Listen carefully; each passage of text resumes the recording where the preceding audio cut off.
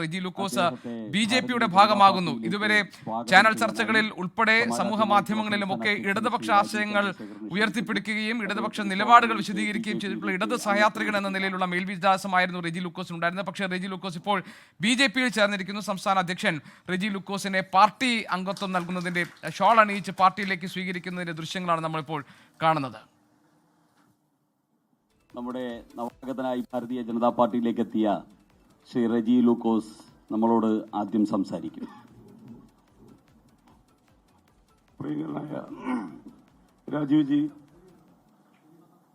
വേദിയിലെ ബി.ജെ.പിയുടെ സമന്വിത നേതാക്കളെ, ഏറ്റവും പ്രിയപ്പെട്ട മാധ്യമ സുഹൃത്തുക്കളെ, ഞാൻ ഏതാണ്ടൊരു 35 വർഷമായിട്ട് ഇടതുപക്ഷത്തോടൊപ്പം സഞ്ചരിക്കുകയും കേരളത്തിലും അമേരിക്കയിൽ ഒരു പ്രാവശ്യം ജീവിച്ച ആളാണ്. അവിടെ മാധ്യമപ്രവർത്തനം ഫ്രീലാൻസ് ആയിട്ട് നടത്തുകയും പാർട്ടിക്ക് വേണ്ടിയിട്ട് കൈരളി ചാനലിൽ തുടക്കത്തിൽ തന്നെ കേരളത്തിൻ്റെ ഇടതുപക്ഷ ആശയങ്ങളും അതിൻ്റെ വളർച്ചയെക്കുറിച്ച് 10-20 എപ്പിസോഡ് പ്രോഗ്രാം ചെയ്തു. 4-5 വർഷം ഞാൻ ആ TV-യിൽ പല പ്രോഗ്രാം ചെയ്തിട്ടുണ്ട്. കോളമിസ്റ്റായിട്ട് പല മാധ്യമങ്ങൾ എഴുതിയിട്ടുണ്ട്.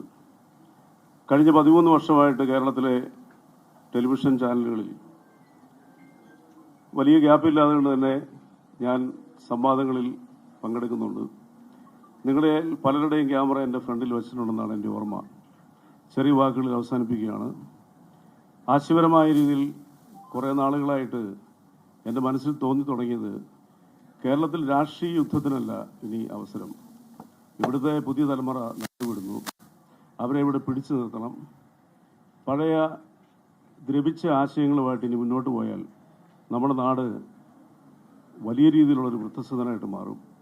അതിന് ബി.ജെ.പിയുടെ ദേശീയ നേതൃത്വം പകർന്നു നൽകുന്ന വികസനവും ആശയങ്ങളും എന്നെ കുറേ നാളുകളായിട്ട് സ്ട്രൈക്ക് ചെയ്യുന്നുണ്ട്. ഞാൻ ഉത്തരേന്ത്യയിലെ പല സ്ഥലങ്ങളിൽ യാത്ര ചെയ്യുമ്പോൾ കാണുന്ന വികസനം എന്നെ ഞെട്ടിച്ചു കളഞ്ഞിട്ടുണ്ട്. കേരളത്തിൽ വികസനമില്ല എന്നൊന്നും ഞാൻ പറയുന്നില്ല. പക്ഷേ ഇനി നമുക്ക് വേണ്ടത്, പണ്ട് ബി.ജെ.പിയെ കുറിച്ച് പറയുന്നത് അവർ വർഗീയവാദികളാണെന്നുള്ളതാണ്.